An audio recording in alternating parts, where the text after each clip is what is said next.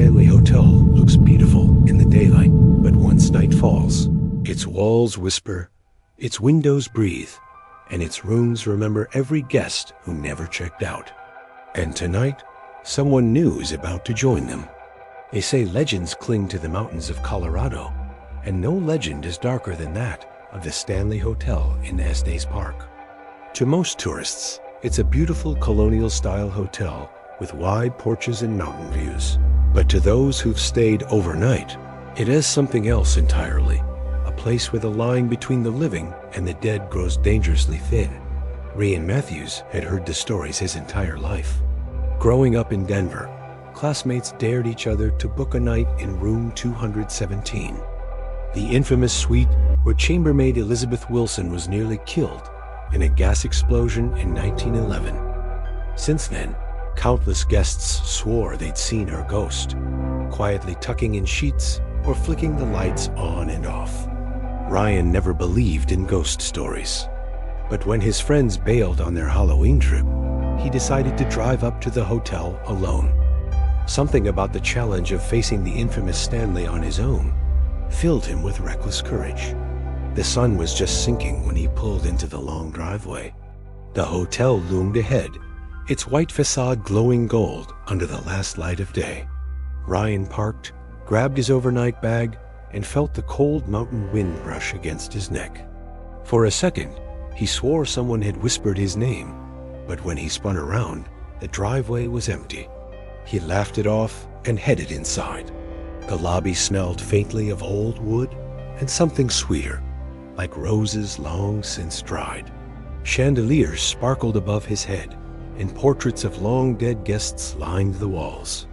The receptionist, a woman with a fixed smile and unusually pale eyes, slid a brass key across the counter. "Room 217, she said softly, almost like a warning. Ryan hesitated. "Wait, you're actually giving me that room?" The woman's smile didn't falter. "You asked to stay at the Stanley, didn't you?" Something in her tone chilled him, but he shrugged it off. This was exactly what he came for. He took the key and climbed the grand staircase. Each step creaked under his weight as though complaining. The hall upstairs stretched endlessly, lined with antique lamps casting long shadows. He found the door marked 217. The key fit perfectly, though the lock resisted, like it didn't want him inside. The room was warm, surprisingly elegant, with a canopy bed and velvet curtains. But Ryan noticed the strange stillness the moment he stepped in, like the air itself was waiting. He set his bag down and walked to the bathroom mirror. The reflection was clear, but behind him, just for a moment, he thought he saw a figure, a woman in an old-fashioned maid's uniform standing near the bed. He spun around. The room was empty. His phone buzzed, making him jump. It was a text from an unknown number. The message read, "Welcome, Ryan. We've been expecting you." Ryan's stomach dropped. He hadn't told anyone which room he was staying in. And as he set his phone down, the lights flickered. Once, twice, before plunging the room into complete darkness. The darkness inside room 217 pressed against Ryan like a suffocating blanket. He fumbled for his phone, its pale glow casting a sickly light across the velvet curtains and polished furniture. The silence was absolute, no wind outside, no footsteps in the hall, just a heavy stillness that seemed alive. Finally, the lights sputtered back on. Ryan let out a shaky laugh. "Old wiring," he muttered, though he didn't believe it. He walked to the nightstand where the brass key lay and froze. The key wasn't there anymore.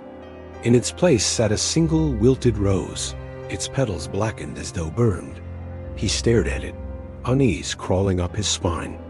Slowly, he backed toward the bed, but the sheets shifted on their own, flattening, smoothing, as though invisible hands were tucking them tight. Ryan's throat went dry. He had read about this. Guests swore the ghost of Elizabeth Wilson still tended to room 217, but seeing it unfold before his eyes was far different than reading a story. "Hello?" Ryan whispered, his voice trembling. "Who's here?" The curtains fluttered, though the windows were shut. A faint perfume, old-fashioned, floral, filled the air. And then he heard it, the distinct sound of footsteps pacing the hardwood floor. He spun around, but the room remained empty. Suddenly, his phone buzzed again. Another text from the unknown number. "Don't leave. She doesn't like it when they leave." Ryan's blood ran cold. His first instinct was to get out, but his legs felt glued to the floor.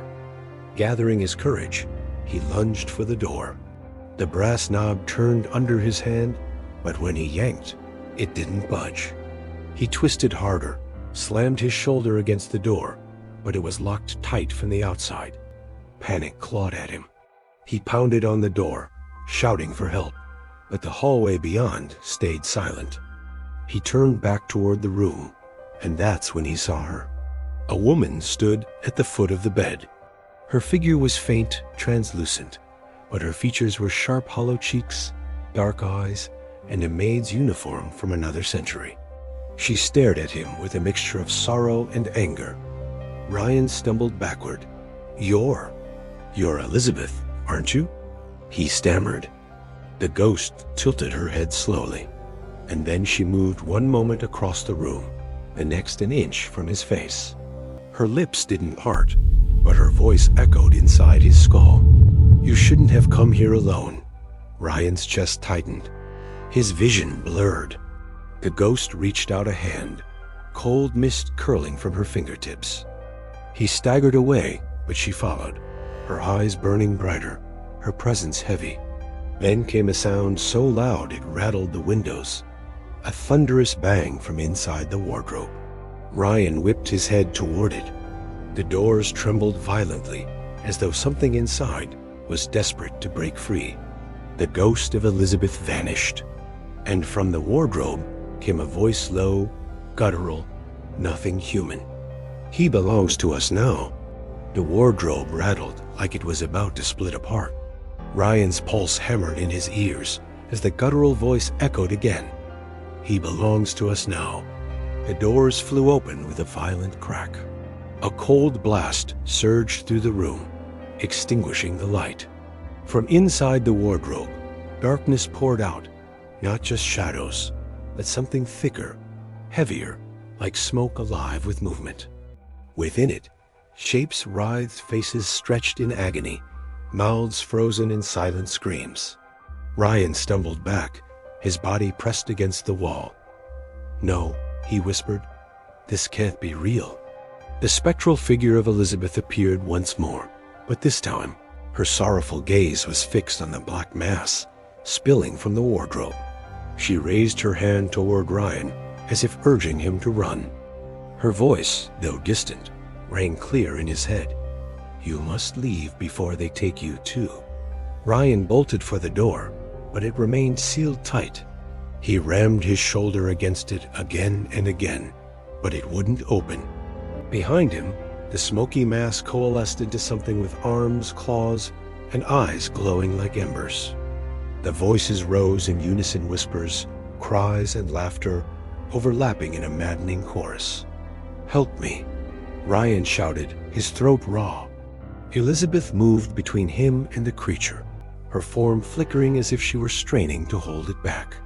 The walls of the room shook, the chandelier swayed, and the floorboards buckled beneath his feet. For a moment, Ryan thought the hotel itself was alive, pulsing with the energy of every restless soul trapped inside. His phone buzzed again on the nightstand. Against his instincts, he grabbed it. A single message filled the screen. Say her name. Call her back. His mind raced. Elizabeth Wilson. Was that what the presence wanted? He turned toward the ghost. "Elizabeth," he shouted.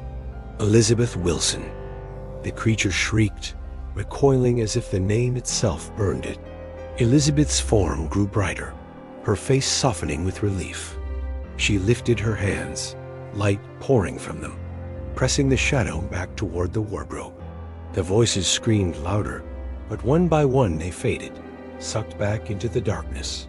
With a final slam, The wardrobe door shut and silence fell.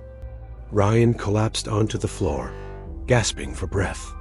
Elizabeth stood over him, her figure shimmering. For the first time, she smiled. "Thank you," she whispered, though her lips never moved.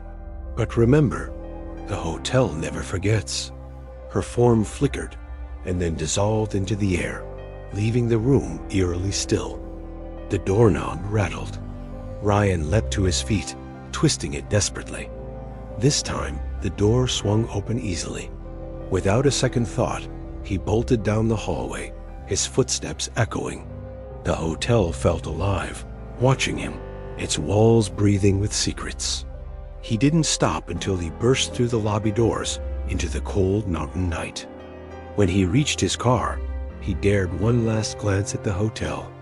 Every window was dark except one room 217. There, silhouetted against the curtains, stood a woman in a maid's uniform, watching. Ryan drove off into the night, vowing never to return. But deep down, he knew the Stanley Hotel wasn't finished with him.